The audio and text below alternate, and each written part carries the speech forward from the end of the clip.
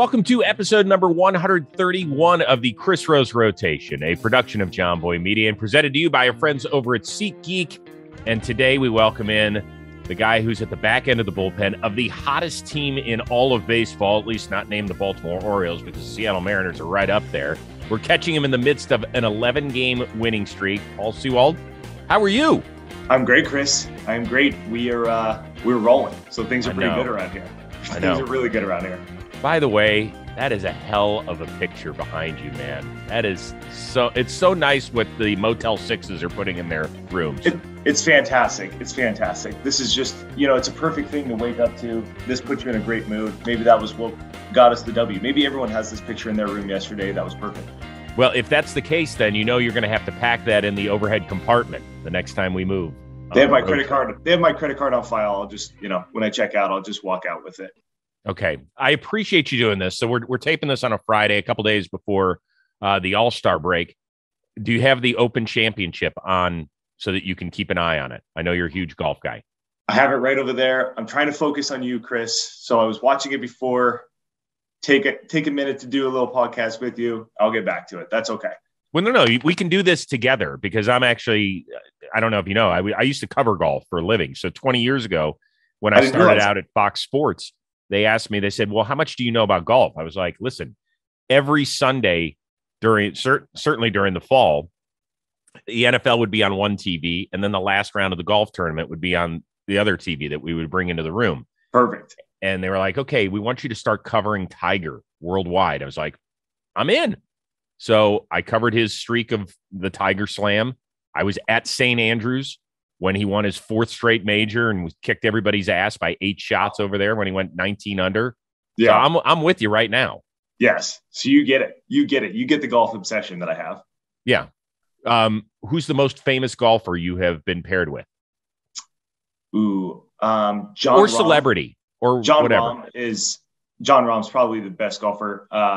My wife is friends with the person who taught him English at Arizona State. My wife and him went to Arizona State at the same time. So got to meet him and that's probably pretty cool. He's a pretty decent golfer too. Holy shit. Now, when you play with Jon Rahm, you got to play for money. You're both pro athletes, right? Well, I mean, he's a +7 when you think about it. So, I mean, he's almost got to give half the hole as a shot to me. So we did not play for money. I just really, when I played with him the one time, I just wanted to, I just want to watch that. Like, that's all I want to see. And what did you learn? First of all, what's your handicap? I'm a 3.5. And for people that are not golfers, that's pretty damn good. It's pretty good considering it's not my job. Yes. But I have the off season before we had my daughter. I could practice a lot and I got pretty good. And now it's all about playing every once in a while. But I had a lot of time on my hands come baseball season. Okay, so what did you learn from Rahm? I didn't really learn anything. I was just jaw dropped, kind of like watching. Like, okay, that's what it's like to play on tour, and I'll never get there. That's pretty much what I learned. Well, what was like? Do you remember the best shot? Because I used to. My analyst was Mark McCumber, who won I think 11 times on the PGA Tour, including the Players Championship, I believe, in like 1988 or something. And he hit one shot out of the rough, from like 202 yards and got it within this close to the cup. Where I was like, "Come on, dude." It was. I'm trying to think. It was long par 5 where it's kind of like, all right, I'm just going to try and, I'm going to hit a ball up there and then I'll see what happens, see if I can get up and down for birdie or, worst case scenario, I can get par. And he's kind of taking a look and he's trying to think of like, all right, there's the slope there. So I need to hit it this and hit it to about 3 feet from about 230. And I was like, okay. So he was just taking dead aim like he had a wedge in his hand from 230. It's like, okay, that's what that's like. When you're playing with one of the best golfers in the world, and your job is to like close out games against the best hitters on the planet, do you get nervous? No. So I get nervous before I go in there. Leading up to whatever inning I'm going to get in there. I'm nervous. I'm nervous for our guys. I'm nervous for the team. I'm nervous about, the outing. And then once I get in there, it's just kind of like you just get in the zone. And I feel like that's that's what the best athletes in the world do is they get in their zone. And once they get there, they don't think about anything other than performing. Chris Rose Rotation presented to you by our friends over at SeatGeek. So I need you to follow a few simple instructions. First of all, you take your phone, you download the SeatGeek app, and off you go. So they can get you tickets to your favorite baseball game. If you want to do a little shopping early for the college football or the NFL season or NBA, or right now you want to go to your favorite concert, see your favorite musician, whatever it is, SeatGeek can help you out. And the thing I love about it is that they rate every ticket on a scale of 0 to 10 to make sure that you're getting a good deal. So it's kind of color coded on top of the numbers. Green is good. Red is bad. You've heard me talk about that. Like you could end up sitting next to me and that's probably a red seat, because you don't want to sit anywhere near the Rose Band. Green seat, you could be sitting next to Jimmy or Jake. That's probably a really good thing. On top of everything else, when you download the SeatGeek app, and you use it for the first time, and you use the code word ROSE, you're going to get 20% off your tickets at SeatGeek. That is right. That's $20 off your first purchase with the promo code ROSE. So make sure you click on the link in the description and you download the app, and then you're off to see your favorite baseball player that maybe you heard interviewed on the Chris Rose Rotation. See how it all comes together, courtesy of SeatGeek? So if I had a camera on you, innings 1 through 6, what does it look like? There's some pacing. There's some pacing going on in the bullpen. There's a lot of trying to distract myself by talking to the other guys about anything other than baseball, maybe until, right about the 6th inning, everyone start moving. They start doing their warm up. They start stretching. They start kind of focusing in. First 5, you can kind of catch us, relaxing a little bit. And then 6 to 8 or whatever, I'm always moving. I'm not really sitting down very much from 6 to 8. So I have Trevor May as part of the rotation. I've had a bunch of guys from the bullpen on the show. And they're always like, yeah, we just come up with the stupidest games or like movie lists. And so like, what do you bring to the party for the bullpen convo? Ooh, you know what? I don't necessarily, I try and stir the pot a little bit, and everyone knows that they can get me fired up too. Like, so I like to stir the pot, but then everyone knows that they can get me a little bit overly fired up as well. So it just depends on what kind of day, if I'm going to be the one getting other people riled up, or if they think about it before I come out to the bullpen. If, I'm getting my workout in, I come out in the 3rd and they're like, and they had already talked about getting me riled up on a topic, they'll get me going. Well, so what riles you up? So the latest one was our fantasy football. Everything seems to come back to fantasy football, doesn't it? Of course it does. So I had to be the commissioner last year because it felt like no one wanted to take initiative, and fantasy football is one of my favorite things in the world. So I was like, all right, let's get it started. I tried to get a group text going. I got like no feedback from anybody. Everyone was kind of silent. It was hard to get things done. So then I was like, all right, then I guess I'll just make the rules to the league. Like I'll just do this. Like I gave them free forum. Please let me know. Do you want ESPN, Yahoo? What are we doing? Do we want how many teams, the playoffs, the whole thing? Couldn't get any feedback. So I made the rules. That's it. That came back to bite me. And I said, I'm absolutely not doing commissioner this year. I said, we're either not having a league or somebody else can be the commissioner. We can't not have a league. I'm sorry. You cannot have a major league team and not have fantasy. I agree, but it's not going to be me being the commissioner. I don't like that responsibility. Listen, this has become a full-blown topic with the Tommy Pham Jock Peterson incident. Like you could probably feel Mike Trout's pain. I do. I felt it a little bit. I felt it inside. Like, I understand what it's like to be a commissioner with annoying Major League Baseball players. I get it. Who's the guy on the Mariners who thinks that he can be an NFL GM?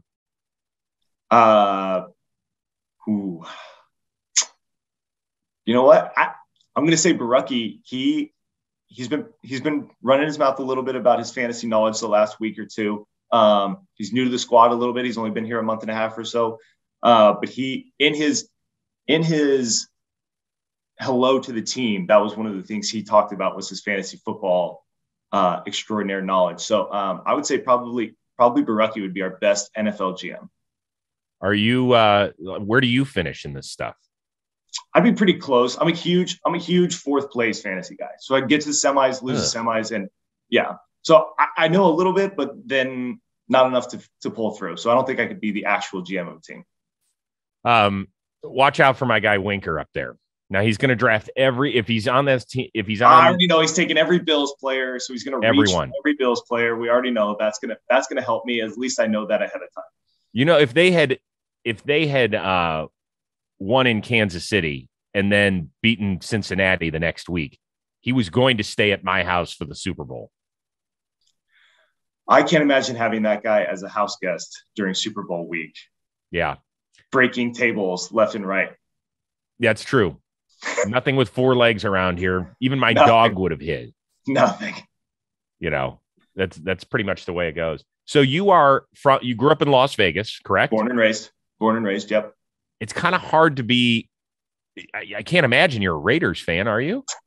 I'm a Los Angeles sports fan because that's both my parents moved to Las Vegas from Los Angeles. So I'm a Los Angeles sports fan because that's who my dad likes. So it was Lakers, Rams, Dodgers. Used to be the LA Kings. Now I did take the Golden Knights when they moved, obviously, because that was our actual first team. And then the Raiders I haven't taken in the Raiders and haven't gotten to a game and then I'm a Rams fan. So things have been going pretty well for Rams fans. So I'm not going to change allegiance at any point. So grew up an LA person because that's who my dad likes.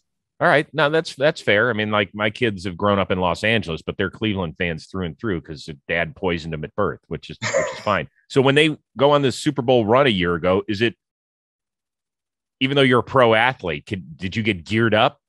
Absolutely. I mean, if you talk to any pro athlete, when they're not talking about their sport, they're just as much as a fanatic as all the people that, are on my Twitter and Instagram messaging me about the Mariners. I'm just like that about the Rams, and JP Crawford and I were texting back and forth about, how well they were doing. And it was pretty fun to watch. So when you grow up in Las Vegas, and then you make it to the big leagues and you get a chance to pitch in Dodger Stadium for the first time, do you have to take a deep breath? Do you get behind the mound and go, holy shit, I'm like really here? Yeah, it was pretty cool. So I didn't pitch in the first game of the series, but Clayton Kershaw did. And that, obviously that was, pretty cool for me to watch. That was a pretty surreal moment, going to Dodger Stadium and Kershaw was going to pitch against us. I was like, this is something I only dreamed of. This is very cool. So yeah, the first time out there, I got out there in a blowout, which is kind of nice to kind of like, all right, this isn't a 1-run game. I can kind of like take it all in. And it was pretty fun, pretty exciting. So Las Vegas, and when we talk about baseball, there's basically three names that come to mind. It's Bryce Harper, it's Kris Bryant, it's Joey Gallo. Yep. Now, I know you went to college with Bryant. Yep. But, I mean, and the ages are fairly similar. You might be a smidge older. So I'm a couple years older. I'm 2 years older than Kris, 3 from Bryce, and 4 from Joey. So Joey and my brother grew up playing on the same travel teams, and we're in the same grade in high school. Bryce was 3 years younger than me, but Brian, his older brother, and I are the same age and grew up playing together. And then Chris's older brother and I run our very, very first Little League teams ever. So I guess I've known Kris since he was 4. I guess we were like 6, right about there. Vegas is it's grown to 2 million people, but it's still such a small, small town. Everyone who grew up there knows everybody, especially in the baseball circle. So either played against or with anybody who's from Vegas, pretty much. And at what age did you know Bryce Harper was going to be Bryce Harper? It's been a long time. I want to say, gosh, maybe he was like 7 or 8. He was already better than all of us that were on our 10, 11-year-old teams. It was like, well, should we get this 7-year-old to be on our 10-year-old team? Because he'd probably be our best player. So it was pretty early. Everyone could kind of tell Bryce was a little different than everybody else. What was it that you saw when he was 7, where you were like, holy shit, we got a prodigy on our hands? I mean, when you're like 9, 10, you're trying to get your first homer out of the field, a real homer. And it's like, all right, I got one in batting practice. I might be able to get one in game. And he like does it in games like all the time. And you're like, aren't you 7? Aren't you 8 years old? So that was kind of when you're hitting bombs literally out of Little League stadiums when you're 7 or 8, that's pretty darn impressive. And then what is it like when you face those guys professionally? it's always a little, it's a little uncomfortable just for a second. You kind of think about like being a friend, and then you kind of, you just have to lock it in at the end of the day and try and focus on what you can do. But it is, I give a little smirk. It's always funny to see those guys. It's like, we're back to being 7 and 8 and 9 years old at, our little league field. And, it's crazy if you'd have told us, 25 years ago that we'd be facing each other, at T-Mobile Park or Citi Field. It's pretty funny. Well, so you end up going to college in San Diego, and a couple of years later, here comes Kris Bryant. Was he the stud of all studs when he showed up? So, it was funny. So he was an Athletic All-American. I convinced him to go to school, convinced him to commit to USD. And, it doesn't take much convincing. It takes about 5 minutes down at the campus to realize that's where you want to go. And there was this huge, are we going to get him because he's going to sign out of high school? And, so when he got to campus, everyone was pretty darn excited. And, it's funny. He didn't have like a great fall. It was just kind of like, all right, he's just, he'll be one of our best players, but he's not a superstar. And then, he hits 25 homers as a freshman. And it's like, okay, that was pretty darn impressive. And then he comes back his sophomore year with that widened stance. He struck out a lot, but he hit a bunch of homers and, his freshman year. And it's like, okay, like the potential is very there. He went to the Cape and struck out a few times. And then he came back with that widened stance and just stopped striking out and only hitting homers. And it was like, okay, we have the best player in the country on our team. And that's a pretty nice little thing to have. More of the show coming your way, but first I want to tell you a little bit about these guys, Shady Rays. Hey, if I look this good in a pair of sunglasses, imagine what Shady Rays can do for you. In fact, every pair features high visibility, polarized optics, high quality, durable frames, and my favorite aspect of them, they're backed by lost and broken replacements. That means that Shady Rays is going to send you a brand new pair if you lose them or break them, even on day one of your purchase. Shady Rays, in fact, is changing the way that everybody wears sunglasses. They're offering the best combination of fit and style and performance without that big brand price tag. On top of that, when you buy them, it's going to warm your heart. You're probably thinking, Rose, what are you talking about? That's because Shady Rays provides 10 meals to fight hunger in America with each and every order. In fact, today they've donated over 20 million meals to date. That's impressive. Unbelievable. On top of that, if you don't love them, and I haven't met one friend that I've turned on to these Shady Rays, you can return them for free within 30 days. That ain't bad. Oh, yeah, one other thing. I want to save you money. You'll get $20 off of each premium pair of polarized sunglasses at shadyrays.com with the code word JohnBoyAS. That is the code word JohnBoyAS, as in all-star at the end. Get $20 off each premium pair, shadyrays.com. When did you realize you had a shot at making it into the big leagues? Was it sometime during your college career where you were like, I can do this at the next level? I always thought I was going to be a major leaguer. I maybe had that like naive, boyish dream that, of course I'll be a major leaguer. It's, this is what I've always wanted to do. This is what I'm going to do. So then I always thought that. And then I got to the minor leagues and I saw there's a lot of really good players in the minor leagues. And there were, even though I pitched really well, I kind of had a few doubts that I was ever going to get there. And, I didn't get put on the 40-man roster for a couple of times with New York and kind of thought, well, then those are really my chances. And they obviously don't think I'm a major leaguer or they'd protect me. And so there were some doubts there for a couple of years in 15 and 16. And then, when I almost made the team in 17, Sandy Alderson said, it's just a numbers game. And, I had heard that before and I kind of was like, shrugged it off. I said, okay, I guess I'm going to play AAA for another year. And then, I'll figure out what I'm going to do after that. And 2 days into the AAA season, got called up. And that was pretty much the very first time I knew I was going to be a big leaguer, because they told me I was going to. Do you still remember that conversation? The call-up conversation or the? Yeah. Yes, I remember. So we're in El Paso, Texas, and I'm down in the bullpen, and they call down in the fifth inning, and they're like, "Hey, Paul needs to come down." And I just hadn't even thought about it. I was like, why are they even calling me down into the dugout in the middle of the game? Like, I just was kind of confused. I was like, all right, I guess we'll see what happens. You get down there, and Pedro Lopez, the manager, and then Frank Viola was a pitching coach who I had for 3 years. They both shared the news with me, and it was pretty darn exciting to call the family. Did you say Frank Viola? Yeah, he was my pitching coach in low A and then 2 years in AAA. It's pretty good for our younger audience. Frank Viola was a bad man in the 80s. He was a Cy Young winner. He was a world champion with the Minnesota Twins. He pitched with the Mets. He was really good. Yeah, if you look at his numbers in the 80s, he is as good as anybody who pitched in that decade. It was pretty impressive. Yeah. So what was the first phone call you made? First phone call was to my fiance at the time, my wife now, to let her know that, we need to figure out how to get her to a flight, and then call my parents and then call my brother. It was those were pretty fun phone calls. Everyone was pretty darn excited. You could feel the energy on the other side. Were there tears? Yes, lots of tears from everybody. It's good. It's emotional. It's something I had worked for 25 years, and my parents had put in a lot of baseball travel over the years, and sacrificed a lot for me to get this opportunity to do it. And so it was very emotional, and we were all very excited. And I can't thank my parents enough for that. But hopefully now the many games that they've gotten to come to, I think makes it a little bit worth it. But this. That listen, wherever you make your major league debut with whatever organization, it's your major league debut. It is your moment.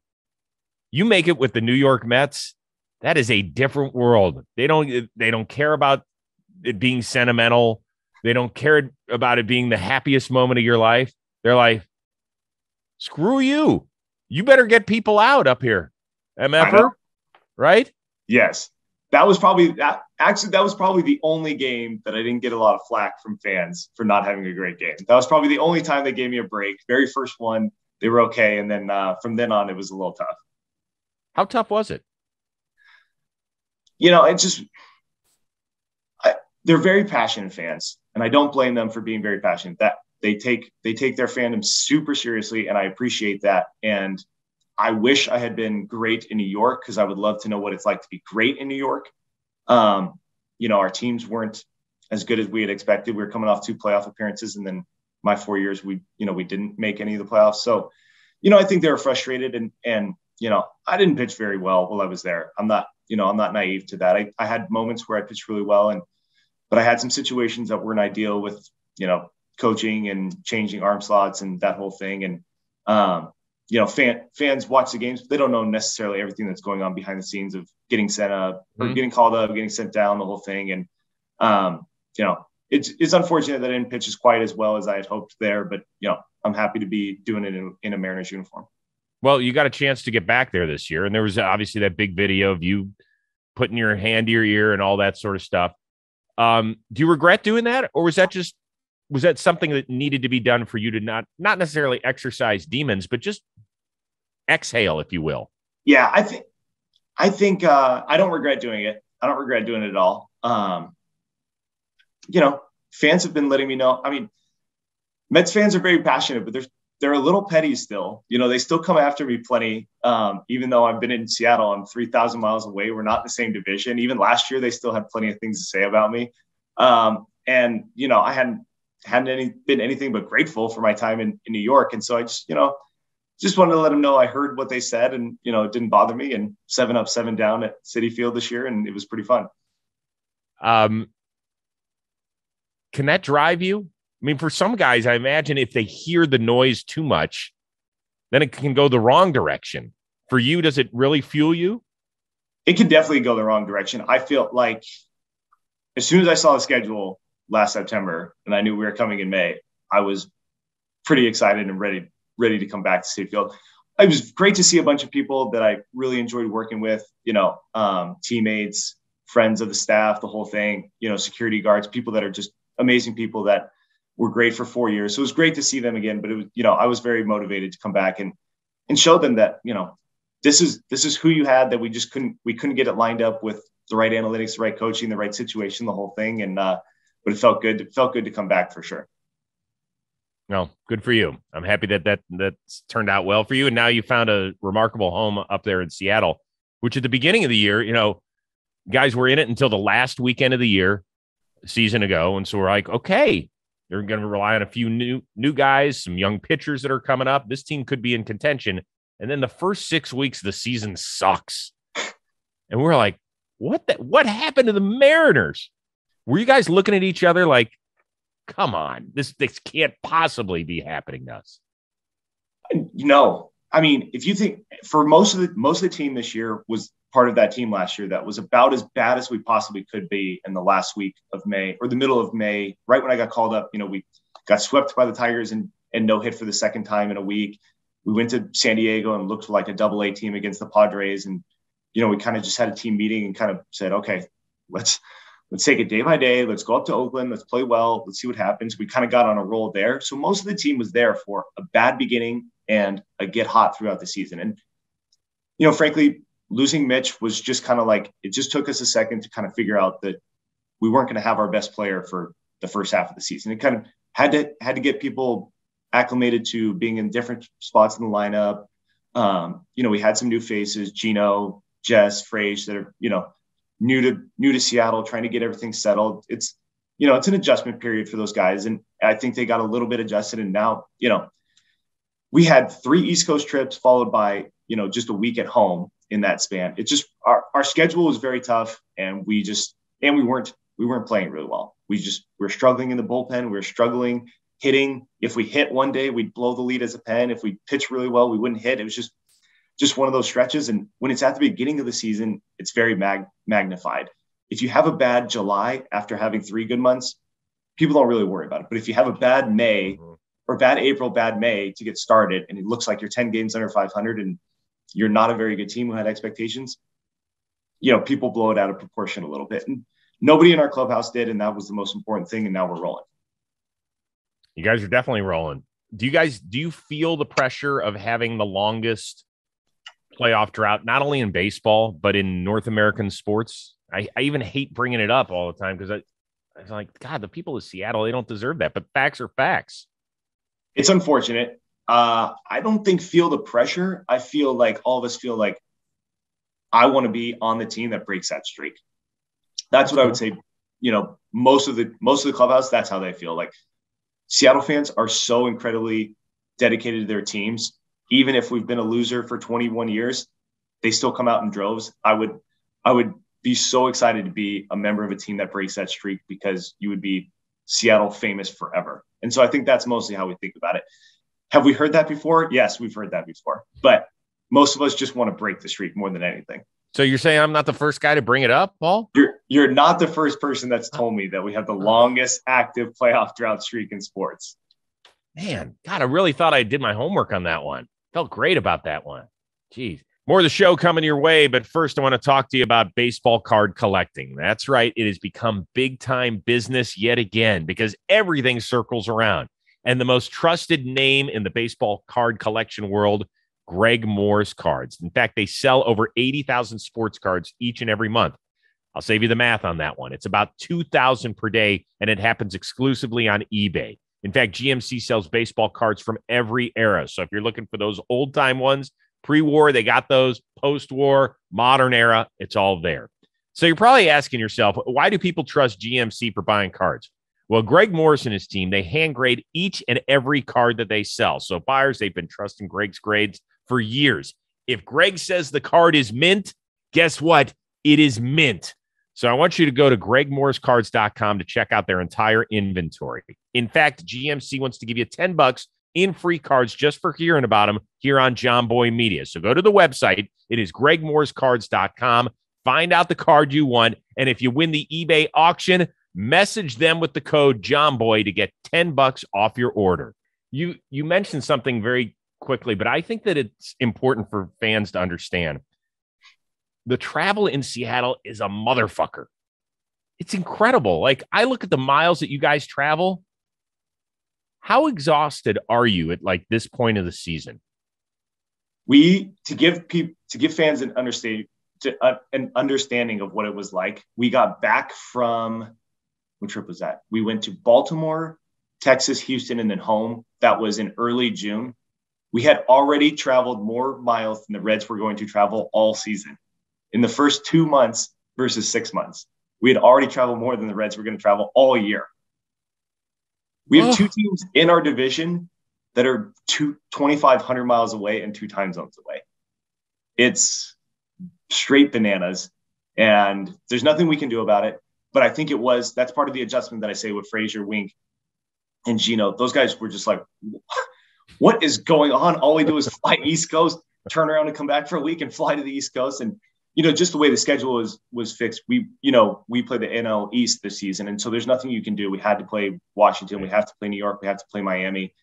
And so those guys are just on the schedule. And for the first 3 months, they really hammer us with those trips. And then, it's a lot better in the second half where we stay with Anaheim and Oakland and stay a little bit closer. But yeah, it was, it's an adjustment. It's an adjustment for people. You have to get really comfortable on the plane flights. That's just the way it is. And it was a tough first couple of months with it, but I think once we've gotten through that, we feel a lot better about, our travel in the second half. My God, I mean, what do you do on planes? You can only play so many cards and stream so many shows. And can you sleep on a plane? Because I am not a sleeper. You can only play so many cards. I've never heard that. I thought you could just play cards all the time. Well, until you run out of money, like the way I play, it's a short-lived game. Oh, well, Flexen and I win every time. So I guess it's just an ATM sort of thing. Oh, really? Oh, you guys are the ballers on the plane, huh? No, we play in the mediocre game. There's some people that play in the high stakes game, but we play some casino at the front of the plane, and we enjoy it. I like to consider it as just an ATM. It's not really gambling if every time you fly, you're going to make some money. So it feels good about it. No, that's a good. I want to know who's in the high stakes game. One of your guys, who do you think's in the high stakes game? Well, Winker's definitely in it. There you go. Okay. Winker. Is Gino, is it? Gino's huge. And he comes back from the middle of the plane into the front of the plane and starts to get us riled up. Like, that's all you're playing for? Like, come on, let's play a little high card. And it's like, Gino, go back to your side of the plane. We feel comfortable in our little game. Just enough to make me mad if you lose, but not enough to make you sweat. That's our game. And he comes in, he tries to push us around, and Gino, just go back to the middle of the plane. It's okay. Yeah, it's easy when you've got a $60 million deal. Like, yes. You start throwing around money that it's like, well, that makes me a little uncomfortable. G, why don't you just take it back to your side of the plane? Yeah, let us pitchers who it took a little bit longer to get to the show. Let us, we've made a nice living, but we'll just not playing for dollar bills here. But we don't need to play for people's days worth of contract. Yeah. See, now here's what you do. You invite Julio Rodriguez into your game and take his future earnings. You don't want his money now. Just say, I'll take a percentage of your future earnings. That's a pretty good plan. He's usually resting on the plane, but maybe I'll have to wake him on the way back. I think that might be a good idea. What do you see that we don't about him? I think the thing that stuck out the most to me of all his amazing attributes, and there are, we don't have enough time to talk about everything he's great at, was the first week and a half to 2 weeks when he kept getting rung up on pitches that were out of the zone or having the nastiest pitching at bats in a row, like just perfect dot, hammer curveball. Like, I'm talking like these guys won't have a better 3-pitch at bat the rest of the season as pitchers. And he's striking out, it seems like every time he comes to the plate, but it's like, it's either a ball or literally a perfect pitch. Like, there's nothing you can do about it. And he just kept his head up high, was like, it's not a problem. I'll be fine. I know how good I am. I'll be okay. And kind of, he could have gotten in a funk thinking like, the big leagues, man, I can't get a pitch call. These guys are so good. And he just was like totally patient, knew he would get around to it. And once he stopped getting hosed on calls and stopped getting people's perfect pitches, he has just, wow, he's pretty darn impressive. Right. I mean, we're lucky as just fans of the sport. And I know you're a fan of it as well, but just think of the guys that have come up in the last 4 or 5 years. Everybody from Acuna to Soto, Tatis, and now him. Like, I think you're going to be able to mention him in the very same breath as those guys, if we're not already there. I totally agree. I think it's fair to those guys to make sure Julio does it for the second half as well, because they've earned that right to say, I've done it for multiple seasons. But I don't see why Julio won't be in that top 10 player conversation where it's like, yeah, if I had to start a team, which of these guys am I taking? And Julio's finishing in that 1 to 7 or 8 position. He's incredible. I've been just extremely impressed with his defense in center field. I thought he was this huge power bat, can't play defense, but a little bit like he's not going to steal base it. And next thing you know, he has 15 stolen bases. He's making diving plays in the outfield. I'm like, I thought you were a power guy. Like, where's that come from? And then the next, then he hits 10 homers in a month. It's like, oh, okay. You just wait from month to month to be a speed guy or a power guy. It's pretty impressive. I know you gave one up to Soto the other day, and by the way, get in line on that one. He's one of my favorite players to watch. Is he the best young hitter because of his plate discipline and everything else that comes with it in our sport? Yes. I don't think it's even close. I wouldn't even say best young hitter. Maybe give me, he's in the top 3, no matter what age of hitter in this league. His ability to not swing at pitches out of the zone and hammer pitches in the zone is unbelievable. It's, that's why he's the most coveted player in all of baseball. And, he's very good. And I'm just lucky there was nobody on base and we had a 2-run lead when I had to face him. That's really all it comes down to. And, it was one of those things where it's like, well, that's right. I got to get the next 3 guys and just pretend we had a 1-run lead and I didn't have to face him. So, yeah, it was better than giving up a cheapie. I didn't see it live. I didn't even turn around, but I had to see it plenty of times on Instagram after the game. So I saw where it landed. Do you hear it? Does it sound different? Yeah. I mean, you heard it. I mean, it's tough. There weren't a lot of Nats fans. It was an unscheduled, doubleheader sort of thing. So you can't give the fans slack. So there weren't that many people. So, it echoed off of Nationals Park a little bit. So obviously during your little winning streak that you guys have had, not so little, I've noticed this winner's circle thing that you guys are doing. And it feels kind of like a combination of little league meets frat boy sort of deal. Who came up with the winner's circle? And it's nice that pitchers get involved because usually you guys are shunned at the celebrations. So JP is the ringleader, of course. He's just super cool all the time. That's JP being cool. Usually the pitchers aren't involved, and then Carlos Santana brought me and Cal Raleigh in there, and and then a lot of people mentioned that it made me look like a dad who's not on TikTok, trying to be on TikTok and doesn't have any moves, which is very true. That is me.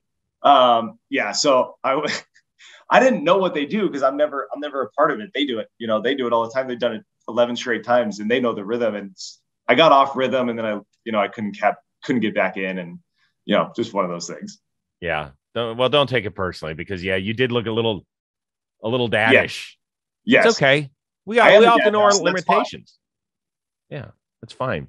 So you guys had a nice little interesting day in Anaheim several weeks ago. Yeah, we did. What when did you know things were going poorly with the fight? Well, it was funny. I was kind of naive to it. Taylor Trammell comes in and was like, well, they're throwing an opener. Like, do you think they would throw an opener to hit somebody? And I was like, no, this is a division rival. We play them 12 more times. Like, they're not going to hit somebody when we didn't hit anybody. That blew me away that we were even going to get into that situation. And then it was obvious once they threw behind Julio that was their intent. And then when they hit Winker, that took it way too far. And, Phil's jawing and Rendon's out there when he's not even supposed to be in the dugout. Like, the whole thing was ridiculous. And, they did it to try and spark their team, and all it did was spark the Mariners, unfortunately. So we appreciate it. And, we're rolling now because of it. It was a totally ridiculous situation. No one's throwing at Mike Trout ever. That's the silliest thing I've ever heard. Him and Shohei are the most important players in our game to make sure that they're playing. We're not going to hit somebody that everyone needs, in baseball. It was ridiculous. So, but when, this one got kind of scary because it starts to spill in toward the dugout. And so that gets nasty. Where are you in this whole thing? I was hoping you weren't going to ask. I'm very embarrassed. I was inside doing my workout that I do in the first 2 innings and missed the whole thing. So for people who don't know, because of because of the sign stealing situation, the TVs inside the clubhouse are about a minute delayed from what actually happens, so that you can't steal signs and that sort of thing. So I'm working out the whole thing, and that happens. And I'm like, well, what am I doing? And I'm like in shorts. And I realized, well, it's a long jog down to the tunnel from Angel Stadium anyway. I'm a minute behind. Like, what am I even going to do? Like, I can't help anybody. So I sat there and watched the whole thing. And my bullpen mates have made sure that I know that I wasn't in the trenches with the guys. Oh, my God. But I get it, dude. It's frustrating. I've gotten so many texts like, oh, where were you? I didn't see you in there. It's like, well, you didn't see me because I was in the clubhouse. Yeah, because our producer, Rob, I was like, hey, you've got to find Paul so we can ask him, why he's hanging on to this guy, what he's saying to that guy. He's like, Kris, I can't find him. I was like, what do you mean you can't find him? I mean, there's 50 guys on. Find him. Didn't see me because I wasn't down there. And now I got to get reminded all the time from the boys that I wasn't in the trenches with the guys when they needed me most. But I understand it too, by the way. If you're a minute behind and you're like wearing Borat's thong, like I get it. I mean, I was just, in t-shirt and shorts working out like I do before every game. And I was like, I cannot believe that I'm not out there with the guy. Like, you don't really want to be like everyone that saw it got pretty ugly. And there's cleats flying and like you catch an elbow behind, like you don't really want to be involved in those if you can help it. But when the boys are in it, you got to go in and you got to help. So I'm embarrassed and a little bit ashamed that I wasn't there to help the guys, but could be worse. Somebody on their team is injured for the rest of the year because of it. Who knows what's going to happen. Right. Who gives you the most shit for not being there? Swanson has no problem giving me shit about everything. Also, I send it right back, but that one, what am I supposed to say? I wasn't out there. Wasn't out there with the guys. Yeah. Wasn't out there with the guys. Have you ever had a guy charge you? I have not. I have hit somebody on purpose, but then that was the end of that. And then, no charging. How'd that happen? No, it happens. In minor leagues, you face a team a bunch of times. They kept hitting guys and, I was the last guy out there. So that had to throw at somebody, hit him. And so that was the message. And that was that. Did you take it upon yourself or were you told? I was told, but because it's tough because, you're in the bullpen and you're not, you're watching the game, but like it usually is like a position player thing. It's somebody on their position player, slid hard or did something. And so they get hit and then you throw out their next guy. And so it's like, I wasn't even totally aware that it was like, okay, this guy's gotten hit 3 times in the series. It was like, oh, I guess he had, in retrospect, I realized I was like, oh yeah, he has like, okay, we got to hit somebody then.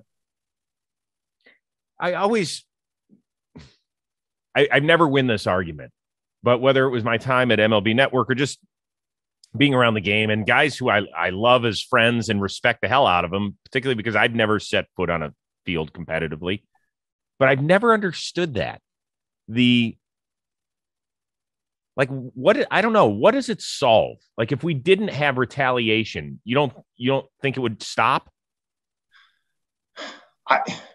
Maybe just because if there's no fear that we could retaliate, you can just continue to do it. And, when you look at the 70s when guys were just tackling second basemen, like, right.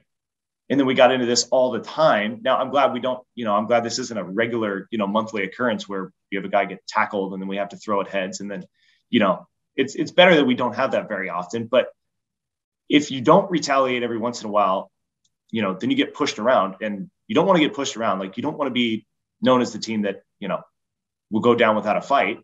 And, I'm proud of the guys for standing up for a situation that, we felt was ridiculous. Okay. Interesting. I could be swayed. There's no right answer. Maybe it's the dad. There's no right answer. And, I wish we could just fight instead of hitting somebody. Hitting somebody with a baseball is not, it's not ideal. You're throwing the ball as hard as you can. And, I'm not trying to get anybody hurt, but you just have to be known as the team that's, not going to go down without a fight. See, I wouldn't do well in if we just start fighting. I'm 0-3 all time in fights. So it's. Well, I wasn't even out there, so I guess I have no room to talk. Hey, you mentioned Shohei a couple of minutes ago. Can a guy be the MVP in the league when their team stinks? Yes, you still provide the most value. Now, it depends on whether it's the best player award or the most valuable player. Well, what do you call it? You're a major league player. How do you see it? Would you vote for him today? I call it the best player award because I think that's what the MVP is. I think the letters are whatever, but I think it's the best player award, and you'd have to give it to him. He still is the best. Like he's a Cy Young caliber pitcher and a all-star position player. Like it's unbelievable. It's unbelievable, especially the run he's gone on. Since right before we saw them. I mean, it's just jaw-dropping every time. He's must-watch TV at all times. It's incredible. How hard is he to get out when he's in the batter's box? Because I got to be honest with you, it looks like, from my non-trained eye, it looks like he's all over the place. Like his ass is out. He's sticking the bat out this way. It's not like beautifully fluid all the time. Am I wrong? It's not fluid. It doesn't look smooth, but then you feel like, what am I going to do to this guy? And I'm not going to give, scouting reports away, but it's like he mashes. And it's like, it doesn't look as pretty. And then it's 118 off the bat. And he's, then he's, sprinting around second for a triple while he's, striking out 10. It's like, I don't even know how it doesn't make any sense at all. It's like, I have to spend so much time on my craft being a pitcher. How does he have enough time to also be an unreal hitter? Like, how do you have enough hours in the day to do both? It doesn't make any sense. I think he is the most underappreciated athlete we've got. We do another podcast called Baseball Today, where we do it Monday through Friday. Everybody's like, well, you always talk about him when he's starting. Talk about I'm like, because we've never seen anything like him. I can only imagine how thankful you must be to be able to compete against I'm not talking generation, I'm talking about once in a lifetime player. Yes, ever. I mean, Babe did it, but like not the way Shohei does it. And it's just, and it's way different now. It would be way harder for anybody to do it now. That's like the craziest part. It's like, he's the only person since, 1830 to do anything. It's incredible. Every time he does something, it's unbelievable. I mean, and he, there's always that, like, well, can he do it for multiple years? Because he was injured, with the Tommy John surgery, and was like, okay, like that's the concern. Like, can he do it? And then, he didn't get off to his MVP start for the first 2 months of the season. And was like, yeah, it's going to wear on people. And he was like, oh, okay, I'll just strike out, 50 people and not give up a run for like all of June and July. And then I'll start hitting homers too, like every time I come up. Oh, okay. All right. Yep. It's pretty impressive. He's awesome. Hey, quick reminder, every Monday through Friday, I do Baseball Today with my man, Trevor Plouffe. We break down the biggest 5 stories from the world of baseball. Well, you can join us live every weekday at 11:30 a.m. Eastern, live on the AMP app, where you get to chop it up with us. A couple more before we get out of here. Your parents are both accountants. Is that accurate? Yep. So if the baseball thing didn't work out, you were going to be doing balance sheets? Balance sheets. Yep. That was my major at USD, was accounting, and I was going to take over my mom's accounting firm as she walked out. And luckily, Plan A worked out really well. How good were you in the accounting world? I wasn't good, so I'm really glad that Plan A worked out. I was, you have to declare your major, after your freshman year or after your sophomore year, and so I took a couple the 201 accounting classes, and they went really well, and I was like, okay, perfect. Like, my parents are accountant, this would be really good. So I declared, and then I got like midway through my junior year, and I was like, I'm very confused. I called my parents, and I was like, I'm really not understanding this. And they're like, well, what do you mean? And I was like, well, I don't understand at all what's going on in class. They're like, well, it shouldn't be that hard. Like, it's just this. And I was like, yeah, well, it is that hard. So like, what do you think? And they're like, it's probably not your thing. But I'm like 3/4 of the way through school. And I was like, well, I can't change it now. I just got to grind through. So managed to get my degree, and, I'm lucky that I didn't have to use it right away. Good. Do you do your checkbook?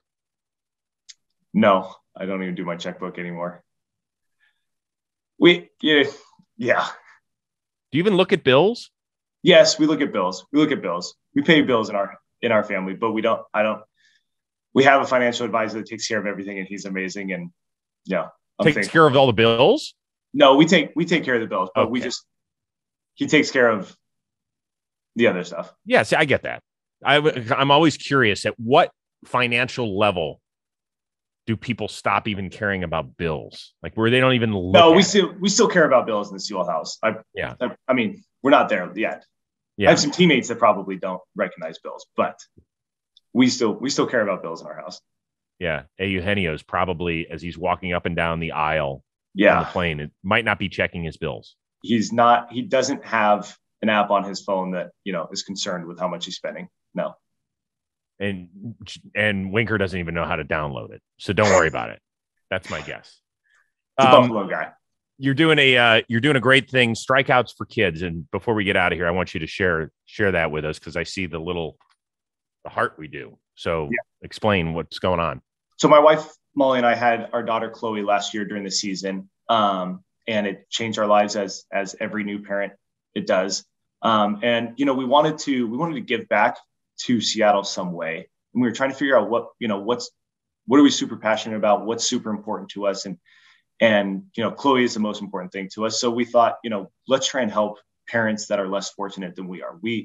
Molly and I are so lucky that we have all the resources in the entire world. Talk about paying bills. We don't have to worry about, we can get anything from Target we absolutely want and need for her. And we don't have to look twice at it. Thank goodness. There are lots of families that aren't nearly as fortunate as we are. And Eastside Baby Corner is an organization in the Seattle area that is doing absolutely incredible stuff for new parents. They provide clothing, formula, blankets, toys. They told us a story that lots of the families that they deal with, the kids don't know their birthday because the parents don't tell them, because they can't get them anything for their birthday. So these kids don't even know what their birthday is. And they'll give these kids like a birthday package of clothes, toys, the whole thing. And Eastside Baby Corner is they're the best in the whole world. So we are super, super excited. Molly and I are pledging that we're going to give them $200 for every strikeout that I have this season. And we are encouraging as many people as possible to join us. The best way to do that is to go to my social media pages. I have our Pledge It link in my bio of both my Instagram and my Twitter, and anybody can pledge what they want. You absolutely don't have to pledge as much as we are. That's not the point. The point is just, any dollar you can give helps these people. And, they're so great. They have counselors at, schools that are very less fortunate will reach out to Eastside Baby Corner. So these families don't have to do it themselves, because every family has pride, and they don't want to lose that. And I can't blame them, but that's the best part of Eastside Baby Corner is they have like guardian angels looking out for people who would never ask for help, but need the help. And that's one of the best things that they do. It's awesome. We'll put the link in the description here, help you out, because I think it's, thank you so much. We appreciate it. Excellent work. I'm really, really proud of you and your wife. And I think it's a wonderful testament to you having a baby girl in this world, which is really cool. Thank you so much. We appreciate it. Before we get out of here, I'm going to spin the wheel of moderately interesting things. Do not be fearful. I'm not very smart. The questions aren't very difficult. Kind of like you in accounting class. Exactly. Barely get by. Yes. Well, we kind of discussed that a little bit with grade A, which was how good a student were you? You went to Bishop Gorman in Las Vegas. Didn't I see that? Bishop Gorman High School. Let's go. When I went there, we were down in the ghetto, not so great area of Las Vegas in the old school that was 50 years old. Now they have that brand new campus that you see on ESPN every fall when they do a game there. That's not me. I like to be part of the humble group at the old school that was falling apart. Okay. How did you do in high school? What was your grade point? 4.1 in high school. So I was smart in high school. Then I went to a really good college thinking, I'm smart, I can handle this. And USD humbled me very quickly. But I had an academic scholarship and kept it the whole time I was there. And that's all that matters. Whoa, you academic? So I didn't have an athletic scholarship. That's part of the problem with, baseball's 11.7 scholarships from NCAA is that it's very hard to field a team with that amount of scholarships. So you have to figure out how to be creative. And So Coach Hill and Coach Johnson got me an academic scholarship at the school instead of an athletic one. But, at the end of the day, it's paying less money to go to the best school in the country. So I had an academic scholarship that I had to keep a 3.0 the whole time I was there. And then I finished the 2.99, but I kept it for what I had. I kept it for the entire time I was there. But senior spring finished the 2.99. Wait, that was the finish. That was product the finish. That you walked with a 2.99. Walked with a 2.99. Couldn't hold on to the 3, but at least I kept the scholarship. See, now that's great when we're talking ERA. You're like, absolutely, I'll take a 2.99 instead of a 3. But you want the 3. You want to. Somebody couldn't have rounded up.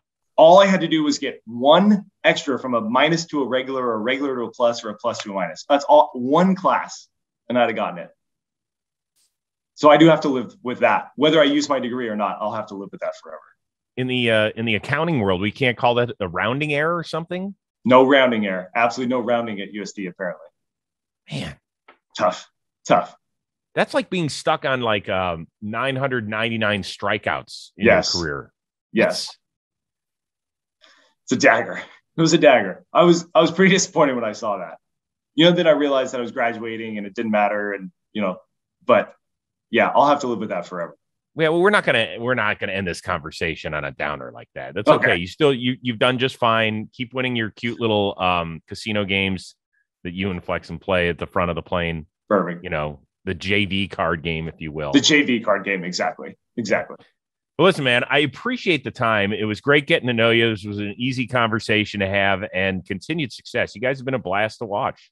Well, I appreciate it. I've always been a fan, Chris, and I appreciate you asking me, and I appreciate talking up my guys. We've been on quite the roll, and it's fun. Yeah. And, we're gonna finish here in Texas strong. Take a couple of days to relax, and second half will be here in no time.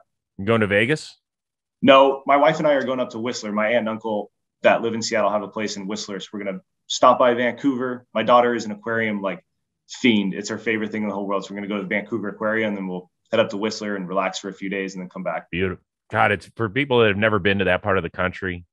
Get up there. It's awfully rainy and cold up there for a while, but when you get to the summer, there's nowhere better in the entire country. And then July ain't bad. Whistler's fantastic. Well, stay healthy and keep dominating, and continue to look like a dad during the celebration. It's fine. We all got to wear a role. I'm not gonna gain any rhythm anytime soon. So the longer the win streak, the more people can make fun of my dance moves. You and me both, brother. You and me, bro. Thanks, special shout out to our producer extraordinaire, the one and only Robbie Scirocco, and our summer intern Sam Singer as well. Paul, best of luck the rest of the season. Thanks so much for joining us. Thanks for having me. I appreciate it.